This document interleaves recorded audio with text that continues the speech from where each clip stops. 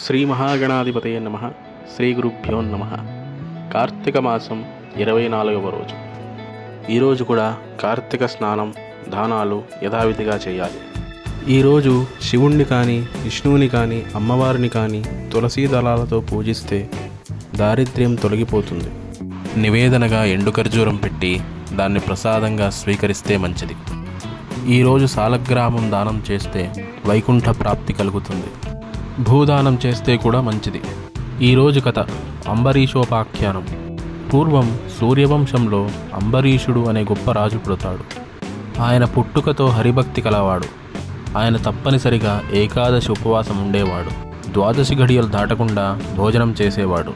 ఏకాదశి రోజున ఉపవాసం ఉండి హరిని అర్చించేవాడు. ద్వాదశి రోజున మళ్ళీ హరిని అర్చించి అన్నదానం చేసి ద్వాదశి ఘడియలు ముగిసేలోపు భోజనం చేసేవాడు. అలా చాలా కాలం చేశాడు. ఆయన రోజు హరిని అర్చించేవాడు. ఏకపత్నీ వ్రతుడు, ధర్మాత్ముడు. ఆయన భక్తికి మెచ్చి శ్రీ మహావిష్ణువు తన సుదర్శన చక్రాన్ని ఆయనకు రక్షణగా పంపుతాడు. ఆ చక్రం ఆయన పూజా మందిరంలో ఉండేది. రోజు చక్రాన్ని కూడా పూజించేవాడు. ఎప్పుడూ ఏకాదశి వ్రతం నియమాన్ని ఉల్లంఘించని ఆ మహారాజుకి ఒకసారి ఒక పరీక్ష ఎదురవుతుంది. కార్తీక మాసంలో ఏకాదశి వస్తుంది. ఆయన పొద్దున్నే తలారా స్నానం చేసి హరిని అర్చించి ఆ రోజంతా ఉపవాసం ఉంటాడు. ద్వాదశి రోజు కూడా తలారా స్నానం చేసి హరిని అర్చించి ఎవరైనా మహాత్ముడికి భోజనం పెట్టి తాను భోంచేయాలని ఎదురు చూస్తాడు.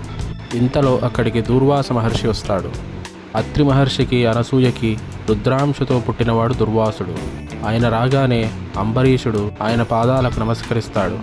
ఈ పూట మీరిక్కడికి రావడం నా భాగ్యమని చెప్తాడు. మీరు తొందరగా యమునా నదిలో స్నానం చేసి వస్తే మీకు భోజనం పెట్టి మీకు పెట్టిన తర్వాత మిగిలిన ప్రసాదాన్ని నేను స్వీకరిస్తాను అని చెప్తాడు. దుర్వాసుడు సంతోషించి యమునా నదికి స్నానానికి వెళ్తాడు.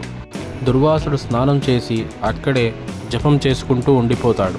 ఈలోగా ద్వాదశి గడియలు దాటిపోతూ ఉంటాయి. ఏకాదశి ఉపవాసం ఉన్నవాళ్ళు తప్పకుండా ద్వాదశి గడియల్లో భోంచేయాలి. అంబరీషుడికి అప్పుడు ఏం చేయాలో అర్థం కాదు. ఇంటికి వచ్చిన అతిథికి అన్నం పెడతా అని చెప్పి పెట్టకుండా తాను అన్నం తింటే అది పరమదోషము. అలా అని దుర్వాసుడి కోసం ఎదురు చూస్తే ద్వాదశి గడియలు దాటిపోతున్నాయి. అప్పుడు అంబరీషుడు పక్కనే ఉన్న పురోహితులను అడుగుతాడు. అప్పుడు వాళ్ళు ఇలా చెప్తారు: మహారాజా, నువ్వు నిన్న నీళ్లు కూడా తాగకుండా కఠినంగా ఉపవాసం చేశావు. కాబట్టి ఇప్పుడు మంచినీళ్లు తాగి నీ వ్రతాన్ని ముగించు. అప్పుడు నీ వ్రతానికి భంగము కలగదు, అతిథికి పెట్టకుండా తినిన దోషము నీకంటదు అని చెప్తారు. అప్పుడు వెంటనే ద్వాదశి గడియల్లో అంబరీషుడు నీళ్లు తాగుతాడు. అలా అంబరీషుడు ఏకాదశి వ్రతాన్ని ముగిస్తాడు.